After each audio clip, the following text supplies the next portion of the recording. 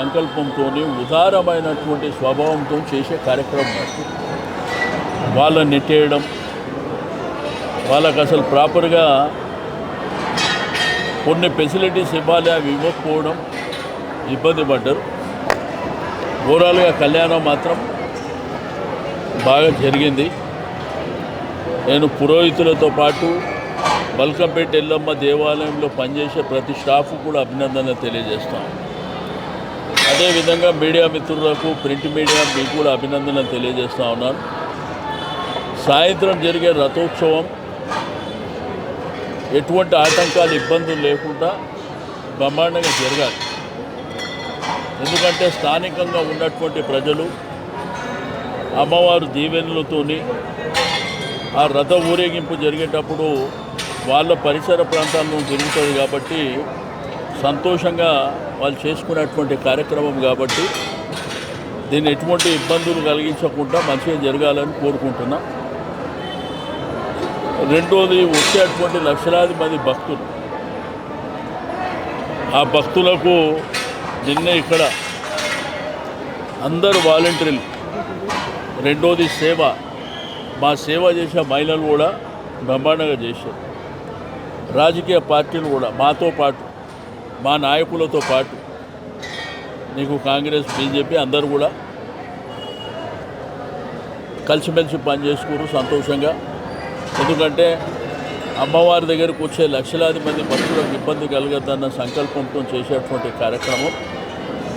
ఇవన్నీ వచ్చే సంవత్సరం ఈ గ్యాపులు కూడా ఎక్కడ కూడా లేకుండా రెక్టిఫై చేసుకొని ఇంకా గ్రాండ్గా చేసేటువంటి. కానీ గతాన్ని పోలిస్తే భక్తుల సంఖ్య తగ్గింది. గతాన్ని పోలిస్తే నేను పొద్దుననే నాకు అనుమానం వచ్చింది. నేను పొద్దున ఇక్కడికి వెళ్ళేటప్పుడు చెప్పిన తక్కువ కనిపిస్తున్నారు అని చెప్పి. బట్ ఓవరాల్గా ఇక్కడ టెంపుల్లో హెడ్ కౌంట్ చేసేటువంటి మిషన్ ఉంది, తీసుకుంటే కూడా కొంత తక్కువ సంఖ్యలో. అంటే గత అనుభవాలు, గత సంవత్సరం జరిగినటువంటి కొన్ని ఇబ్బందులు, మళ్ళీ ఇక్కడ కూడా ఇబ్బందులు పడతామనేటువంటి బాధ ఉండొచ్చు. ఇది ఓవరాల్గా. రెండోది, లైవ్ టెలికాస్ట్లో కూడా లక్షల మంది వీక్షించారు, లైవ్ టెలికాస్ట్లో కూడా. కాబట్టి ఓవరాల్గా ఏది జరిగినా కానీ అందరూ సంతోషంగా, అమ్మవారి భక్తులందరూ నిన్న కళ్యాణంలో భాగస్వామ్యమైంది. దేవుడు దర్శనం చేసుకుంటూ బాగా జరిగింది. అందరు అధికారుల కోఆపరేషన్, ఈవెన్ ఫ్రీ హెల్త్ క్యాంపులు కూడా బాగా ఉపయోగపడ్డాయి. అన్నదానం చేసిన వాళ్ళు కూడా లక్షల సంఖ్యలో చేసారు. ఇవన్నీ కూడా బ్రహ్మాండంగా జరిగినాయి. ఈరోజు కూడా అమ్మవారిని దర్శించుకోవడానికి వేలాది మంది పొద్దుటి నుంచే క్యూ లైన్లలో ఉన్నారు, దర్శనం చేసుకుంటున్నారు. ఇప్పుడు ఓల్డ్ సిటీ ఉమ్మడి దేవాలయాల ఆధ్వర్యంలో ఇప్పుడు బంగారు బోనం తీసుకొస్తున్నారు వాళ్ళు. అది కూడా మరి గ్రాండ్గా జరుగుతుంది. కాబట్టి వారికి కూడా అభినందనలు తెలియజేస్తూ ఇది ఓవరాల్గా ఉన్నటువంటి ఇది. బట్ ఒక్క ఎలక్ట్రిసిటీ డిపార్ట్మెంటు ఆ రాత్రి కరెంట్ అంటే ఆ టైంలో వర్షం రావడం, బట్ వర్షం వచ్చినా తీసుకునే జాగ్రత్తలు. ఎందుకంటే వేల సంఖ్యలో పబ్లిక్ ఉంటారు కదా, రకరకాల ఇబ్బందులు ఉంటాయి.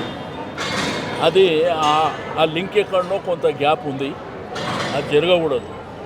ఎందుకంటే నాకు అంత సంతోషం ఏంటంటే నేను వేసిన బునాది ఇదంతా, అది యథావిధిగా కొనసాగాలని కోరుకున్న వ్యక్తి.